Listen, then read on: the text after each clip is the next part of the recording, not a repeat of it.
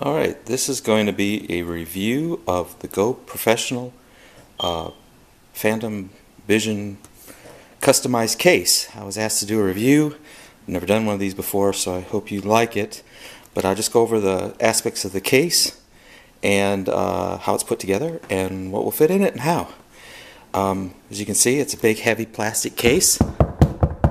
It's got it's customized Go Professional.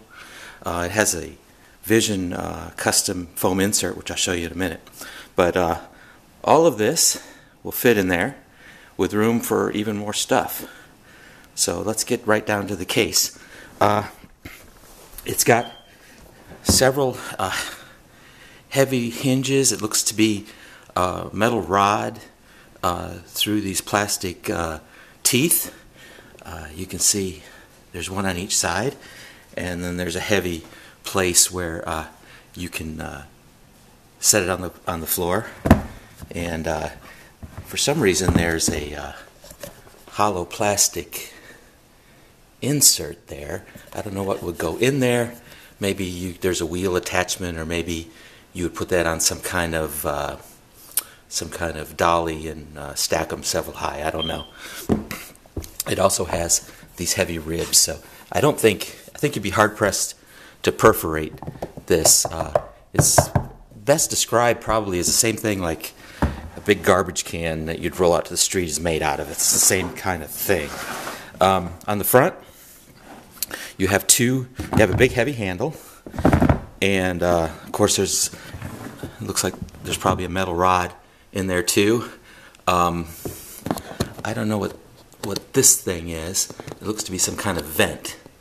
So I'm not certain that would be a place where moisture could get in or what. There are no instructions when you buy this thing, really. So your guess is as good as mine as to what that is. You can see there's a couple of through lock holes where you put a padlock. It's got metal reinforcement.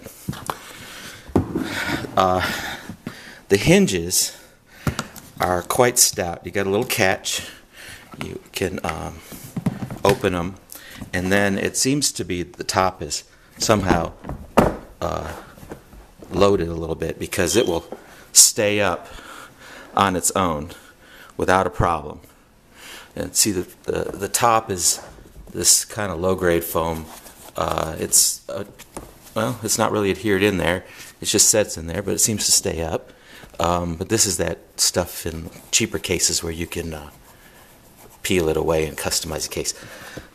The main insert is a heavy grade foam. The top level seems to be kind of plasticky with a foam underneath. It's all been custom cut, probably laser cut, I don't know, with lots of pockets.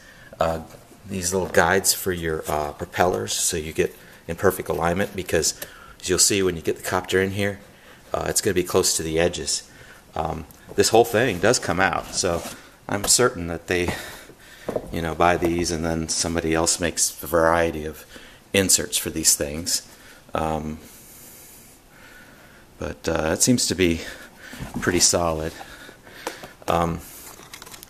As far as measurements go,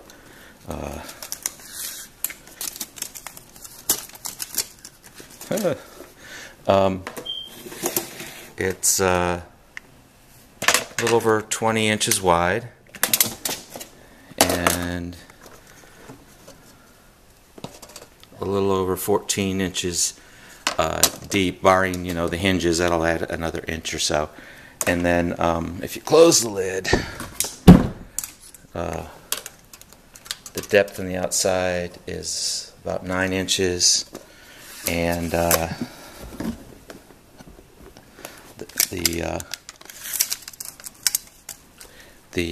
depth of the foam is about a little under 6 inches, I guess. Of course, you got another couple of inches in the top.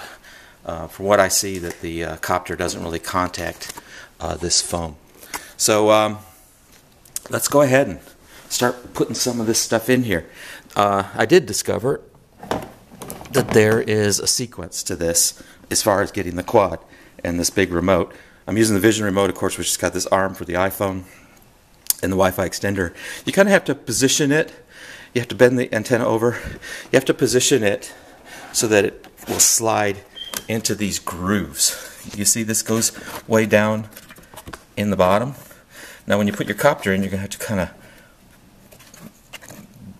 angle it so it gets under there. Once the copter's in here, this will not fit in here. So you definitely have to put this in first. Alright, so let's get my bird and put her in here. Like I said, you kind of roll her down and jiggle her in. And you position your props with the guides. You can see it's fairly close, but it does clear in each instance. I kind of keep an eye on it as I put the lid down, but there's plenty of room. I use one pocket to put my spares, and then I've got my little SD card, micro SD card adapter for the computer. I put it in here. I saw one picture where people put extra batteries there. That's for the remote. That's probably a good idea. You got room for your quick guide booklet if you kind of shimmy it. Well, you kind of shimmy it down in there. They'll fit. I figured it'd be a good thing to have that on hand just in case. There you go, see? And then you got room for some blades, some spare blades in case you have a mishap while you're out and about. A couple of tools and battery packs. I only have 3. I'm kind of poor. Some of you guys have a lot of batteries, but it looks like it'll hold at least 4. Plus you could have one in the quad, and then I suppose you could use one of these slots for some extras. Battery charger that fits really good right there. And then you got some cables. And just jam down there. You could put them in here if you wanted to. And I saved this desiccant pack, hoping it'll keep it kind of dry in here, so I just dumped that in there. So there you go. That's all fitting in there, and we'll close the lid. Like I said, you want to be gentle, but you can see that it closes. You kind of listen for if it's making contact, but it isn't, so you snap her down and carry her away. So that's my review of the Go Professional case. I got it on Amazon for about $209. They're certainly not cheap, but you spent $1,200 plus accessories for your copter, so I imagine it's not a huge price to pay to protect it if you travel, or just throw this in the back of the car. You don't have to worry about it tipping over or anything like that. So anyway, I hope you enjoyed the review and found it helpful. Thank you.